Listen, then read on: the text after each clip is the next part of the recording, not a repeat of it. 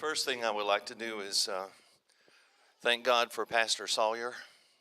He's been such a supportive man of God in my life, and also for this church. When we've been able to visit here, you have blessed us with love and compassion and encouragement. And I thank God for Heritage Christian School. Here's the way I look at it. God didn't just bring me here to be a teacher, but God brought me here to do a ministry with my students. I love every one of them. And if you've taught or if you teach, you know that there are days you go home from the classroom and you say, is it really worth it? There were a lot of days like that. But today God reaffirmed to me that, yes, it's worth it. I had my seniors for the last time in my class today. And so after my last class, one of the young men came to me and he said, Mr. Childers, I don't know if I'll get to talk with you after graduation Friday night or not, so I want to go ahead and do it right now. He said, I want to tell you, you've been a great teacher for me, and you've been a good influence in my life. Pastor Sawyer, it's worth it. It's worth it. My wife may kill me when I get home, so this is probably my last testimony. She doesn't have the music. We didn't go over the song. And I just asked Pastor Sawyer, do you need a song? Because in chapel today, I felt the Lord saying, these students have done a great job singing, and you're not a good singer. You folks will find that out in just a minute. But you need to sing this song. And I guess I quenched the spirit because I did not. As a pastor, I've often sung this song by the bedside of someone who was dying. But it's really a testimony song. I believe it's mine, and probably some of you, when you hear the words, will say it's also mine. It's an old song. I found out when you get old, you sing old songs. The name of it is His Grace is Sufficient for Me.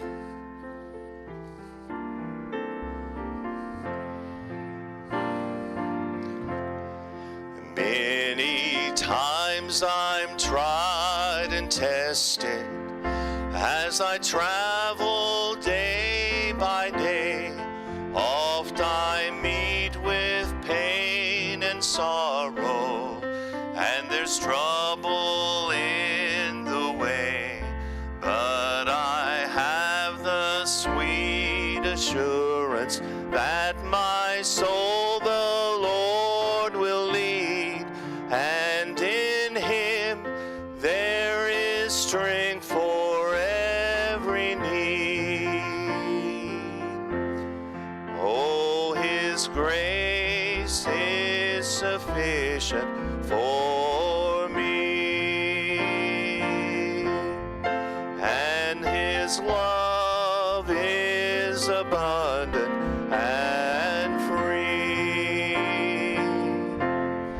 And what joy fills my soul just to know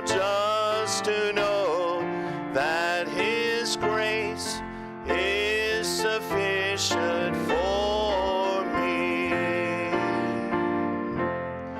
When the tempter brings confusion and I don't know what to do, on my knees I turn to Jesus, for I know He'll see me through.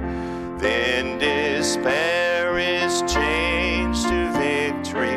Every doubt just melts away, and in Him there is hope for every day. Oh, His grace is sufficient for me, and His love is abundant and free. And what joy fills my soul just to know that His grace is sufficient for me.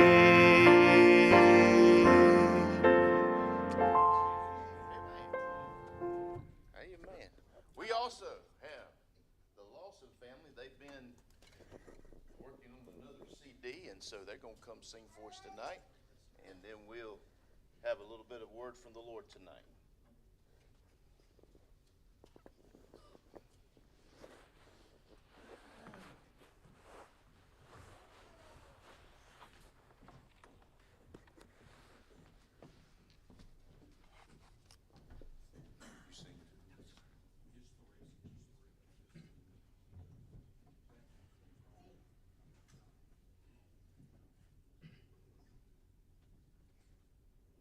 Amen. Joy to be here with you tonight. And we were sending pictures. I said, let's really shock Pastor.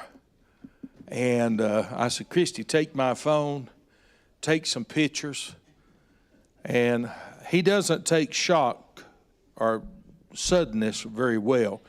Because when we got to the pull around and I took the last picture, sent it, and we got out, he was standing at the door just staring out the glass.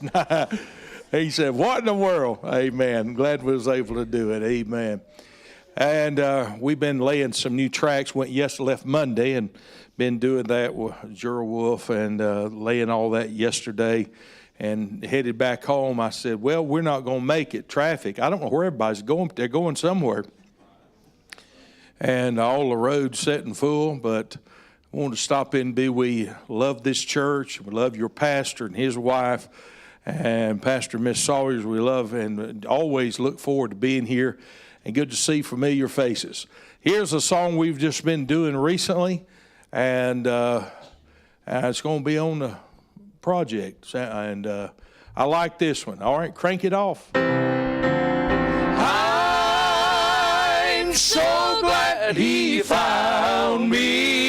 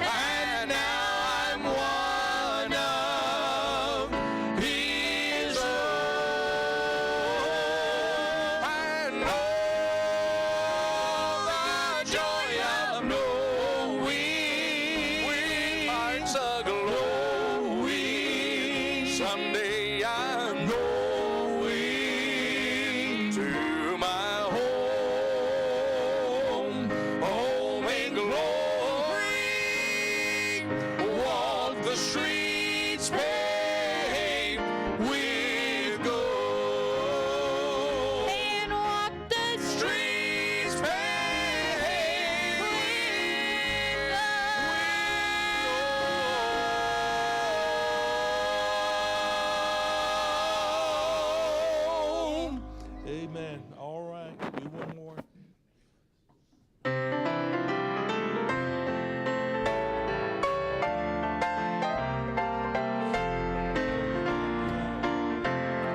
I live each day in victory because of the one who lives in me. I found every promise He ever made. Jesus will keep.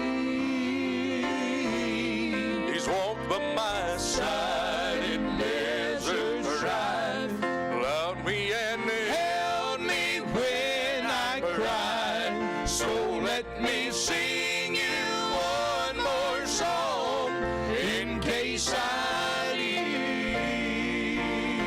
I know how I made it. I know how I made it. I made it by God's amazing grace. Steps that are slower now I've taken, each one by faith. Standing on Jordan's stormy shore, I lift my trembling voice once more. I know how I made it. I know how I made it. I made it by God's amazing grace.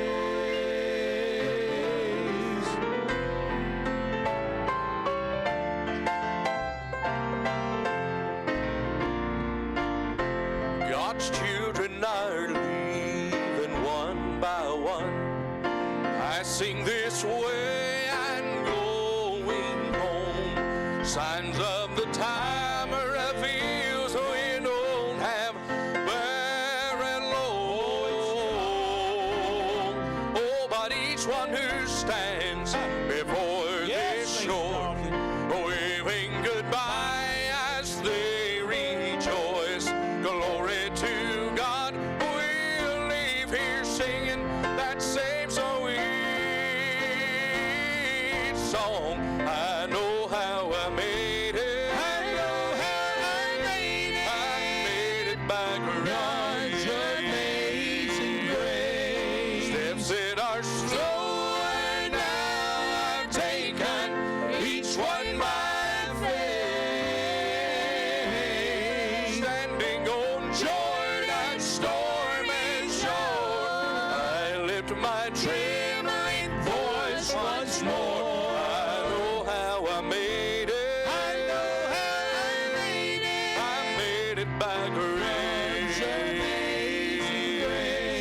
Standing on Jordan's stormy shore, I lift my trembling voice once more. I know how I made it. I know how I made it. I made it by God's amazing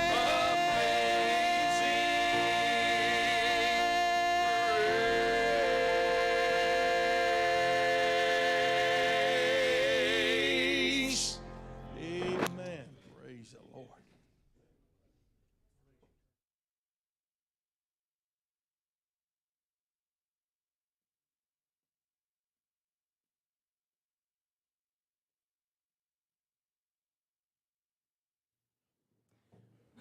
Did you enjoy all that good singing? Amen. Amen. Take your Bibles, turn with me to the book of Hebrews.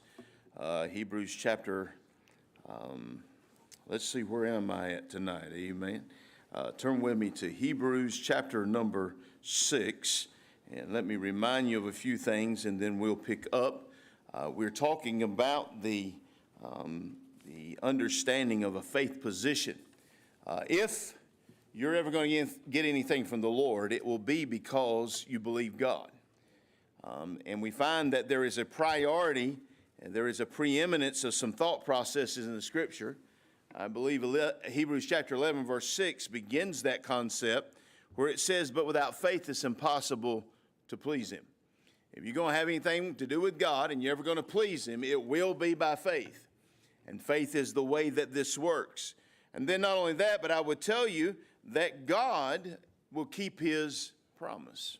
In Hebrews chapter 6, verse 17, 18, wherein God willing more abundantly, showing to you the heirs of the promise, the immutability of His counsel, confirmed it with an oath, about two immutable things in which it is, number one, impossible for God to lie.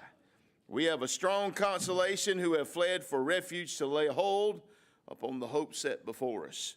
And so we looked at those two immutable things, and I'm glad that God gives us a promise, and I believe that His counsel is unalterable, and his character is immutable. If you believe that God changes his mind, you're attacking his character. God never changes his mind. God's never going to back up from a promise. He's God. And when he could swear no higher, here's what he swore by, the only thing that would contain his ability. He swore by his own name. And the thing that you must understand, God's character is what is at stake when it comes to his promises. And God will keep his word. Brother Bowman, that's why I know whosoever shall call upon the name of the Lord shall be saved. Amen and amen. Say, preacher, you feel safe? Sometimes I don't. But I know what God said. And God swore that by his own name and swore it by an oath of his own name. And God's character is at stake over my getting to heaven. Hallelujah. And let me tell you what's going to happen. I'm going. Amen and amen. Tonight I want to deal with the relationship that we have between the Word of God and faith. And we must understand that faith is something that has been misunderstood. Faith is not an abstract idea. Now, it becomes abstract, and if you were to go to an English class, they're going to call it an abstract idea. But I have to tell you, I found out it's not abstract. It's real. It is something that you can put your feet down on. You can understand, and that God will do a great work in your idea. There is no such thing as faith that exists just by itself. I remember when I used to work with inmates, and I had an inmate crew, and everybody in jail is believing that they shouldn't be there. Okay? And they've got 9,000 reasons why they're not going to leave, and they just say, I'm just keeping the faith. Do you have something coming up with your lawyer? Nope, just keeping the faith. You know how it is, boss man, you just got to keep the faith. Well, now that faith is about as useless as it can possibly be. That's an abstract idea, but the Word of God talks about a faith that can be believed. It's one that can put your life in a different place, change your eternal destination and your present situation. And God tells us about a faith that will do that. It's not abstract. Faith never abides by itself. It must have some company. I want you to understand that faith always rests upon something. It always has to find a place to rest. My favorite song and hymn is, my faith hath found a resting place, not in device nor creed. I trust the ever-living one, his wounds for me shall plead. I need no other argument. I need no other plea. It is enough. You hear me what I'm telling you? It is enough that Jesus died. Yes. And that he died for me. Amen and amen. Faith has a place to rest. And it rests upon truth. I want to say several things about faith tonight. Faith is a promise or a contract. Faith is not just arbitrary, but the faith that I have in my life that's changed me is based upon a promise, a contract that's from God. Yeah. Amen and amen. I didn't just believe God would save me. I believed his word that he would save me. Yes. Amen and amen. So, preacher, you feel saved. Again, I say, don't always feel saved, but I know what his book says. Yes. Amen. And that is a contract. Number two, faith is based upon somebody's character. Amen and amen. You ever had somebody you didn't trust and they tell you something? They ain't got no faith in that. Amen. Character will cause you to believe and to trust. I'm glad my God has character. I'm glad that he swore by himself, and he has a place for me to rest my faith. Faith is always, not only does it rest, but faith is always produced. See, this is not abstract, this is real, and it's produced. Yeah, if Brother Childers has a garden, he showed me 2 different kinds of tomatoes he's raising, and I will tell you that as he begins to grow those tomatoes have some things behind them that produces tomatoes. That's what happens. Faith is just as real as that tomato plant.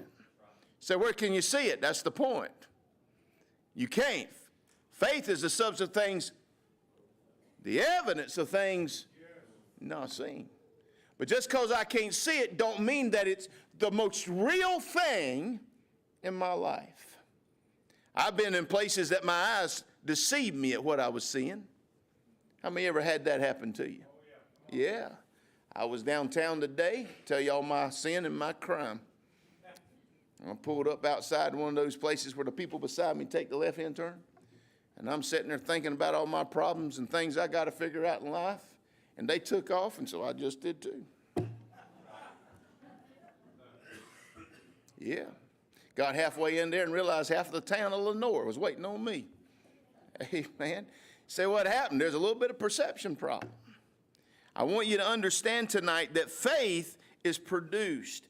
Now, faith is produced by something. The law binds the contract of the promise. You see, you can promise me something, and that don't mean you're going to do it. Right. I can only imagine today in the world that we live in, you go down to the bank and say, I want to buy $1 million house, and I'd like to shake your hand on that. I'm not going to do that, are they? Now, they're going to say, you're a good guy. We like you. We love you. We think you're one of the best customers we've got. But here what we got is a contract. And you're going to need to sign about 400 pages right here. And you sign your name, you initial, and you sign, and you initial, and you sign, and you initial, and you sign, and you initial, and you say, Lord, I don't even know if it's worth getting. See, they trust you when it's down under the law. Well, let me say this to you. When I trust God, it's not an arbitrary trust. The being and the law of God backs up what God has promised to me. He's trustworthy. Yeah. And if he says it, it's done. But God did more than that. For God so loved. How did he love? He sent his son. Yeah. May I say to you, God is contractual with the eternal life. Yeah. He's contractual with it. He promised if you will come, he'll give you everlasting life. He gave Jesus as a sacrifice and the Holy Ghost as the down payment. It's done. Amen, amen and amen. So done that I'm already there, just hadn't caught up. Yeah, come on, brother. Now you'll talk, say, preacher, you say that all the time. That's one of the most amazing things I've ever heard in my life. Amen. Do y'all realize I'm already there and just ain't there? Come on. I'm already seated in heavenly places in Christ Jesus. There's some things that's not worth the paper it's written on. Have you ever had anybody give you an IOU and that didn't mean a thing? Because there wasn't no law behind it.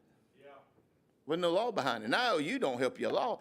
You take that down to the police and they gonna laugh at you like you're an idiot because that don't bind. But you can go to a lawyer and he can fix that for you. You're going to have something in mind. I want you to understand that faith is not something that's arbitrary. Faith has a foundation that it stands upon, and I can trust God. Yes. If God gives me an IOU, I would tell you God's never going to be able to, and God's never going to need to give me an IOU. God don't owe me nothing. Yeah. God's already fulfilled himself. He's done everything that he said he'd do. And then there's a past relationship that has to do with faith, a past relationship or a legal responsibility.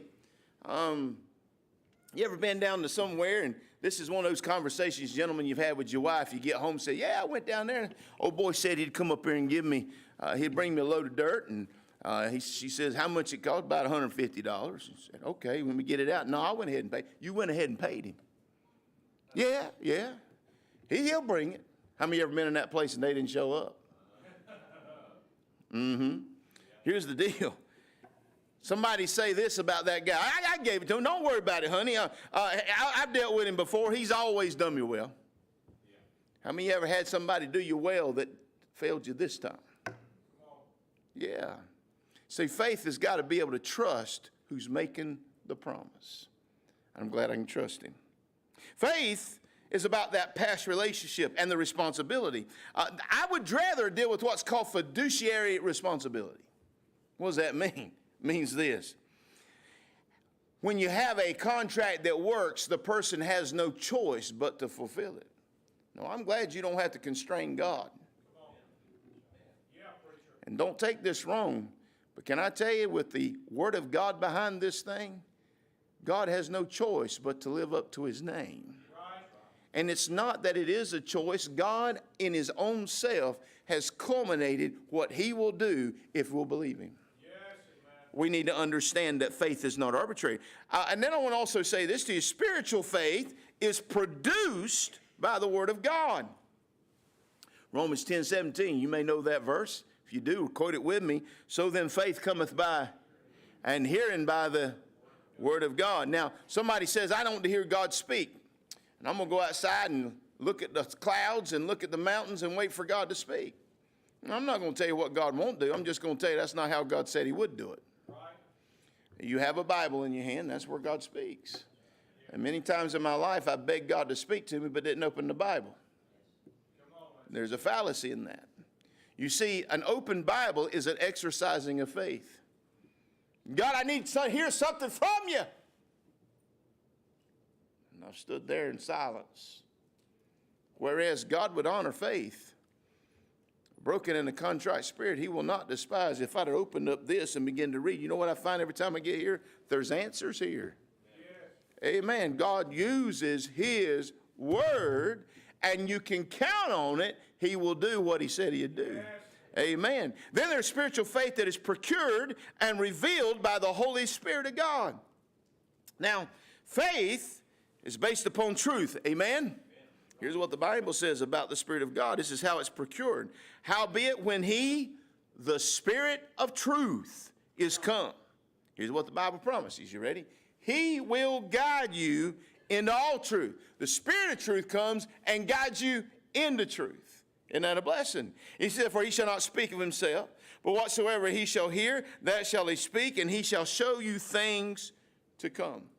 Now, may I say this to you tonight, that the Spirit of God, the Word of God is involved in faith, but the Spirit of God is involved in faith. These things are spiritual and can't be discerned by man's intellect. Right. But when you get a hold of the Word of God and you begin to read it, by faith you begin to understand some things because the Spirit of God will guide you how? In all truth. Now, I said a minute ago, you want God to speak, open your book. You say, I want the Spirit of God to lead. Now, I'm not going to tell you God can't speak in a still small voice. I've seen him do it, and I've had the Lord speak behind me, and I've had that still small voice in my ear, in my heart, and God said go, and I didn't have an open Bible. But I'm going to tell you where most of the speaking came from and when it occurred. It's when I had a Bible on my desk, a Bible on my knee, sitting in church, and God used his word, and the Spirit of God will guide you in all truth. How? Faith is produced here, folk. Yeah. Direction is not something arbitrary. It is something that God does out of the Word of God. It's why we must, you hear me, we must be in the Word of God. Yes. And we need to be there because that's where those things of faith begin to work. Then I want to make sure you understand this, that faith is powered by the Word of God. It embraces the Word of God. Let me give you a couple things. Turn with me to Hebrews 11, and one of my favorite portions of Scripture. And we'll go to 11:1, then we're going to go to 11:3, so just stay right there. 11:1. Now, let's look at this verse. You know this verse. Now, look what it said. Now, faith is the substance of things hoped for, the evidence of things not seen. For by it the elders obtained a good report. Through faith we understand that the worlds were framed by the word of God, so that things which are seen were not made of things which do not appear. Now, the word of God is the power of understanding. Yeah. How many of y'all understand that we need the word of God to lead us? We need it to speak to us. But here we find that it does more than that. It empowers us. It produces something in our life. Notice this. It will produce absolute assurance. Now, the problem with you and I in spiritual things, how many ever doubted your salvation? Well, how do you convince yourself you're saved? Because that's what a lot of Baptists try to do. Preacher, you need to tell me how I know I'm saved. Preacher, I'm doubting myself. Tell me how to get this right. May I love you a minute? I cannot help you get assurance. I cannot give you assurance. If there's assurance, it's here. Let me remind you of a verse, that it is impossible for God to lie. You say, Pastor, is it that simple? Mm-hmm. Yeah. It's that simple. Amen. Say, preacher, is it not a feeling? Feelings are nice. Feelings are good. But his word's everything. Amen. You say, I want to connect. His word is everything. You say, I'm dealing with somebody that says they need to get saved. They prayed and they say, I just don't have it. Preacher, what I do, I'm getting worn out. There's only one thing to do. The word of God will produce faith. Go back and start again. Go back and start again. What else are you going to add to it? Faith cometh by, and hearing by the word of God. And you're not going to get saved without the power of this word. This truth is what sets you free. Truth is what will make you a child of God. And you say, preacher, I didn't get it, then go do it again. Many times we read the Bible and want God to give it to us as we pass by it. Studying the Word of God is not reading it. I'm going to make a statement, don't get mad with me. Some of the most wasted time I've used in my life is reading the Word of God, trying to avoid studying the Word of God. I didn't say reading the Bible is worthless. I said when I'm reading the Word of God, trying to avoid studying the Word of God. Need to stop and see what he's got to say. And I promise you, when you put your heart and your life and your mind and beg God to show you, God's word will be opened up to his kids. God's not in the business of hiding his truth from you. Amen and amen. The truth will make you free. By the way, it doesn't set you free. What it does, set you free means you got no responsibility. It will make you free. In other words, it is a process that you must engage and stay with, and it will make you free. It will.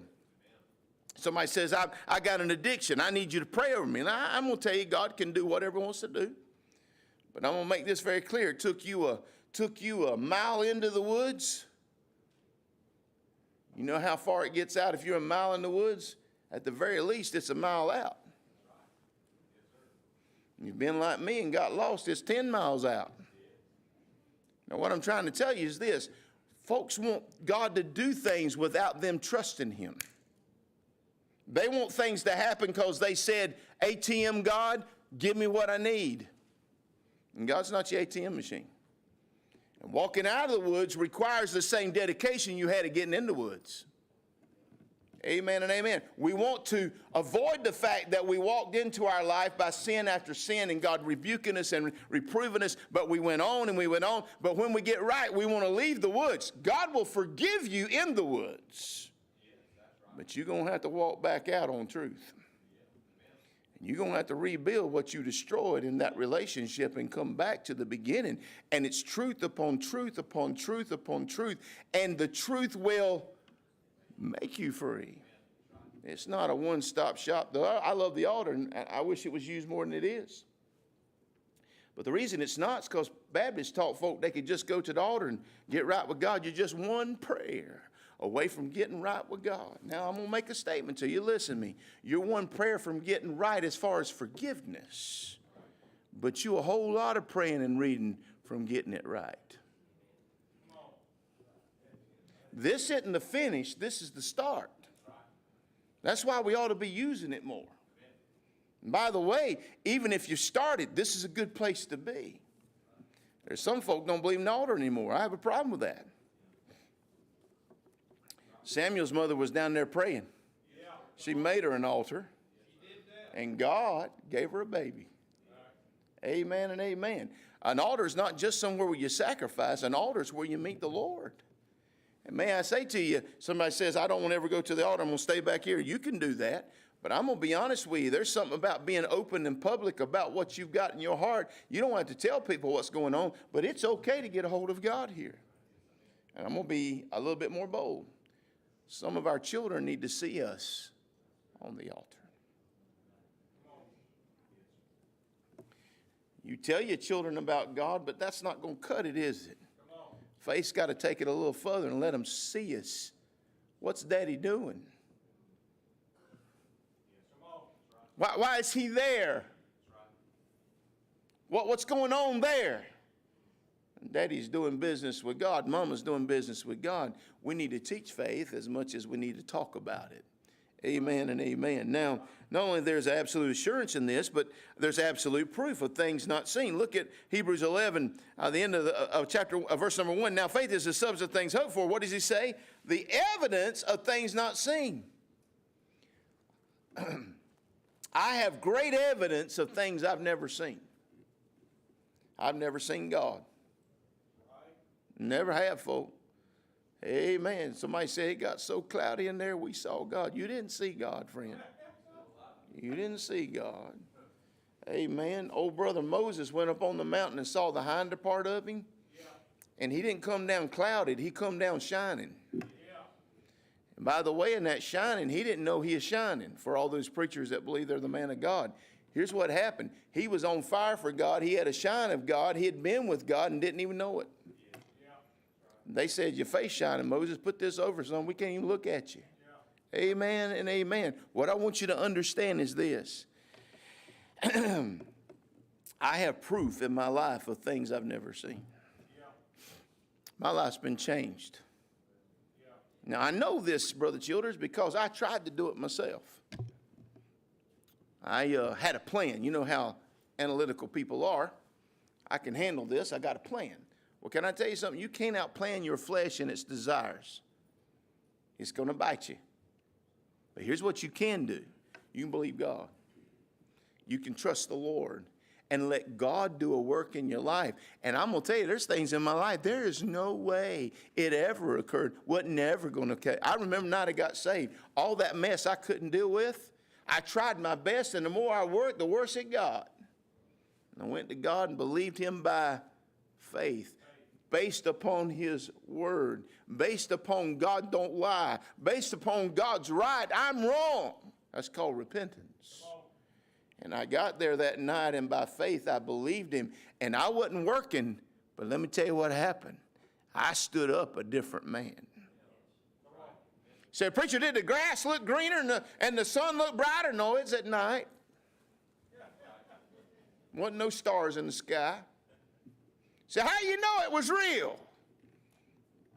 I stood up, and there was a calm assurance. He said, preacher, that was wonderful that night. I went about 10 feet, and the devil said, whoom. And here's what happened. For a long time, I'd wrestled with myself. But night, something else happened. Say, why? How many of you ever said, the Lord said, testify? And you stood up, testified, and you tried to be right and believe God and sat down and said, oh, unto God, I'll never do that again. I look like the biggest idiot that ever lived. Sometimes the battle is the evidence that God's around. Sometimes we say the battle has got to be this, that, and the other. I have found out that the battle always rages when I'm trying to walk right. There's evidence of things not seen. The devil's never going to miss a chance to discourage you. He's never going to miss a chance to interrupt you. How many ever went to sleep praying?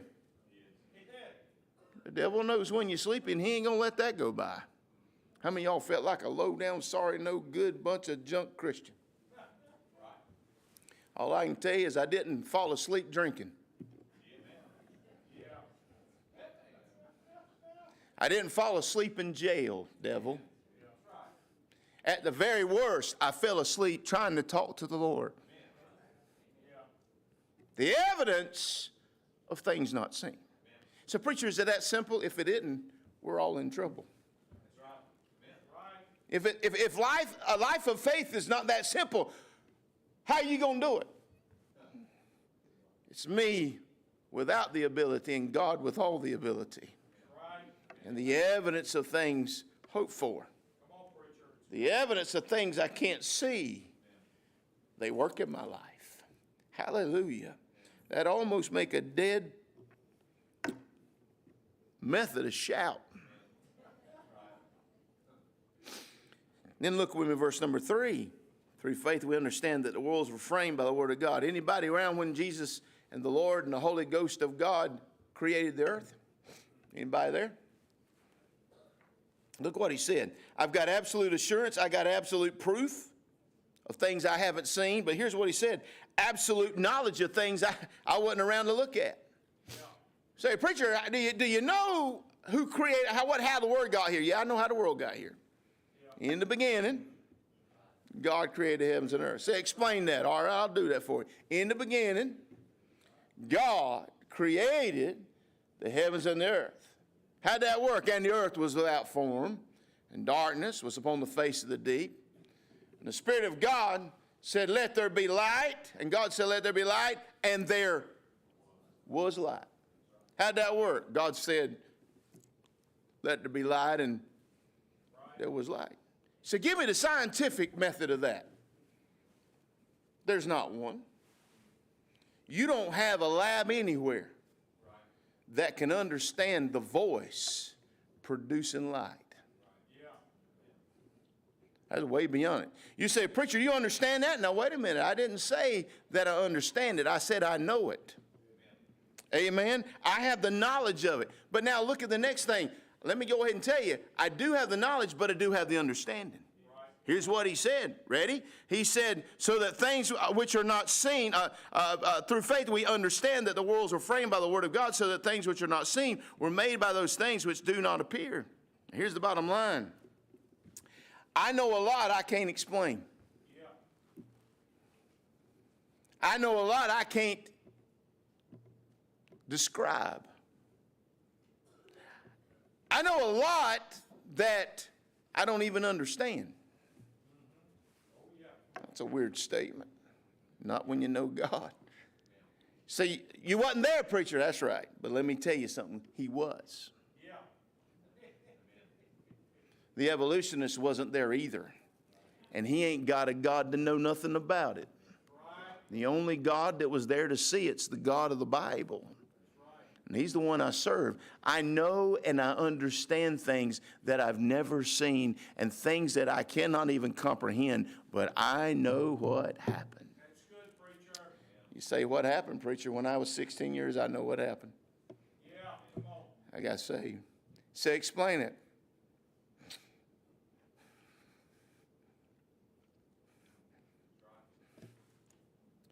I came to a place that I realized I was a sinner. Yeah, come on, preacher. I realized that sin had control of my life. And then the Spirit of God got in the middle of all that, and he said, John, that's true, but there's a little extra problem I need to remind you of and need to tell you about, John. And the Lord said, it's not just that you've done wrong, son. You are wrong. You are wrong to me. You are a problem to me. You're against me, John. And I remember repenting. He said, what did repentance look like? I believed on him. I saw myself, saw him, and made a big decision. He's right. I'm wrong. Yeah, come on. Say, now, did you do that in order? Yep. What order? It was all together. When I saw him, I knew who I was. Yeah, come on, preacher. And when I saw me, I knew who I needed. And say, how did that work? Just so quick, salvation reached me. I'm going to make a statement to you. I believe my faith, I believe I saved before I got caught up to it. I believe my repentance is an act of faith and belief that walks away from a man's sin, and it don't happen in stages. Look, God don't do it this way and a little bit more and a little bit. And I'm going to tell you what happened. I realized who I was. I believed God for who he was, and immediately salvation reached me. Somebody say, you just got to believe him. And I remember as a kid trying to believe him more. You ain't got to believe him more. What are you talking about? I remember one time I was at a camp meeting, got down there, and I was already saved, just, you know, how the devil does things. Really, I had no Baptist preach what I'm preaching tonight. And I was there, and I had folks all over me, well-meaning folk, but you'd thought there's Pentecostals. They're just telling me to hold on, turn loose, just let it go. And I'm thinking, what am I letting go? I need something. I don't need nothing letting go. I need God. And it was the most confusing thing. And folk was holding on to my britches leg. That was concerning.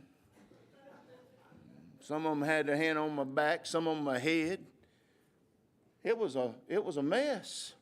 And all I want to know is I'm saved. I'll never forget my old daddy, who had more sense than the whole crowd, come pushing him aside. And he got down beside me. He said, boy, what's going on? I said, Dad, I need to know I'm saved. He said, that'd be a good thing. He said, have you asked Christ to save you? I said, yes, sir. Did he save you? He said, well, I think so, but I just need to know.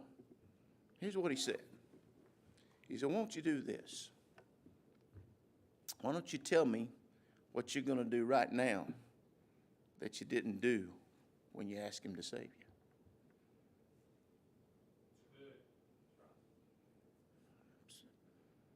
guess the same thing. All right. So why don't you ask him to come in your life and save you? Sound like a good deal. It's what faith will do.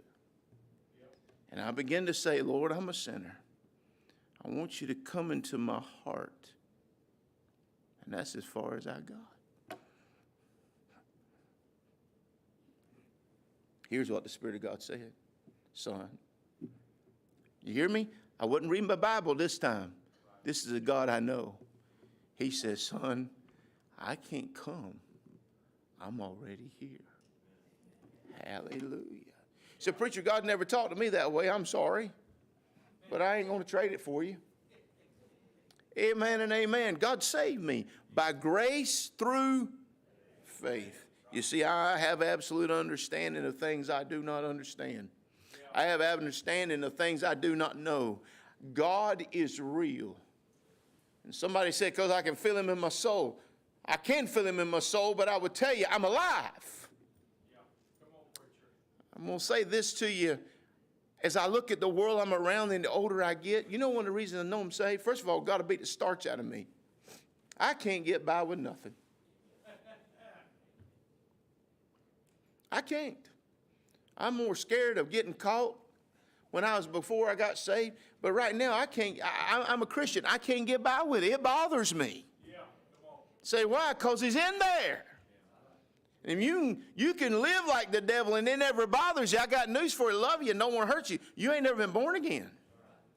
Come on, preacher. See, some people say, I want a feeling. How about this? You got your britches wore off. Because if you're saved, God don't play with his young'uns. No. If you without chastisement, then you are bastards and not sons. Now, that may not be the most spiritual thing you heard today, but I know I'm saved because God don't let me by with nothing. Amen and amen. I want you to understand that salvation is not always what you think is positive. Sometimes, I want you to understand, when I got saved, God didn't call me to a bed of roses. Yeah, come on. He called me to a bloodied, wooden, horrible scene of a cross. Yeah. Blessings is part of my life. God's judgment is a part of my life, and God's chastening is a part of my life. Yeah. Amen and amen. And may I say to you, I don't like the chastening part, but in case you just get all messed up, check out this question. Can I get by with what I want to do? No. Before I got saved, I was always afraid of getting caught. How many of y'all remember that? By the way, it's pretty good, too. My daddy, they used to give me whoopings. And I don't want y'all to tell them, and sometimes they listen, so y'all blip this out or something here, all right? I've had to confess to things 40 years after I did them, and my mom still wanted to whoop me. For instance, my little brother and I was in the front of an old Jeep truck, and Mama took it over there and was picking okra in the middle of the day, and I was sitting in an old truck, and I looked down there and saw that cigarette lighter. Y'all know what I'm talking about? Punch that thing in there, pulled it out in a minute. I wonder if that thing works. Well, I needed a test subject. I turned right around there, and that boy sitting there, and I just stuck it to his leg. Here's the thing I learned. It was hot. And he had a perfect little round thing on his leg. Perfect. And I looked at him, you better shut up. You better not say nothing. You better shut up. You cry, I'm going to beat you. He's the toughest little fella you ever saw. He dried up. At night, he's getting a bath because he's that young. He's still getting his bath. Mama's giving him a bath. Mama looks on his leg and says, honey, come in here. I think John's got a ringworm. And if y'all think I'm telling, you're wrong. My mom and dad wasn't rich. They was broke all the time when he was young. They went to the doctor, and that doctor treated that youngin' for ringworm.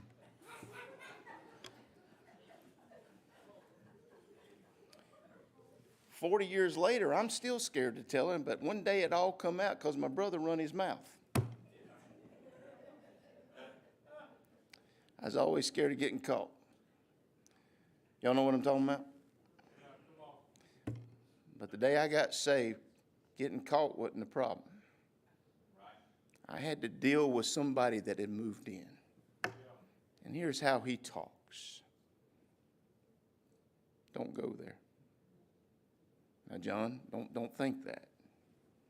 Don't do that, son. Come back with me. Don't go down that aisle. Go over here, son. Hey, John, you need to pray this morning. Hey, John, he never comes after it's done. He's always ahead of my sin. We find it with Cain when the Bible says sin lieth at the door. You know who told him that? God did. And if you'll be honest, if you're a child of God tonight, he'll tell you when sin lies at the door. So, preacher, I never get told that. I just don't want to get caught. Can I tell you something? That's not him. I understand things that I don't know. I have things I've never seen because God is true. You see, the Word of God is where faith is produced. And may I say that it's important to understand, and I would challenge you to read the book of Hebrews chapter 11, and I would challenge you to learn 11, 1 through 3. I would challenge you to look at your life. You say, preacher, I slipped in here tonight, and I don't know if I'm saved. Well, I've given you some good tests. If God's real, and he is, you can't believe him, as the scripture saith, and it not work. You can't trust him and him say, ha ha, not so. Amen. You ever heard that? You ever seen where somebody offering something and say, psych? God's not in the psych business. He that cometh to God must believe that he is, and there's a reward of them that diligently seek him. And he will not turn you away. You come asking God to be saved, I'm going to tell you what he's going to do. You come the way the Bible says, and God will save you. Amen and amen. I believe that. In fact, I know that. In fact, I understand that. In fact, I've got proof for that. In fact, I would say to you, I got great assurance that it's true. I'm saved. How about you? And we're going to be talking about the King James Bible. You said, preacher, I hadn't heard King James Bible yet. You have. We're getting there. It is a faith principle. This is not by your abilities. It's not by your intellect. It's by faith. And without faith, it is impossible to please him. How many of you understand what I'm saying to you? How many of you can rejoice with me tonight? I understand what that means. Not because I read it, but because I've experienced it. And God's done a great work in my life. Sometimes I get frustrated with where I'm at in life. How many of y'all understand that? I get mad that I ain't got where I want to be. And you ever had that smart aleck that you graduated with, and at 32 they made $1 billion zillion, and you sitting there wondering how you're going to pay next week's bills? And you look at God and say, Lord, what have I done to myself? I'm just a sorry nobody. What he didn't show you is they've been through 3 wives. Didn't show you that their life is destroyed and their children don't want anything to do with them. God's been good. What happened to me when I was 16 is the greatest proof that the Bible's true of anything that has ever happened to me. Amen and amen. Well, it's been a blessing to be with you tonight. Get by, shake each other's hand. And those that are visiting with us, we're glad you're here. You're our friend, and we're so grateful you're here.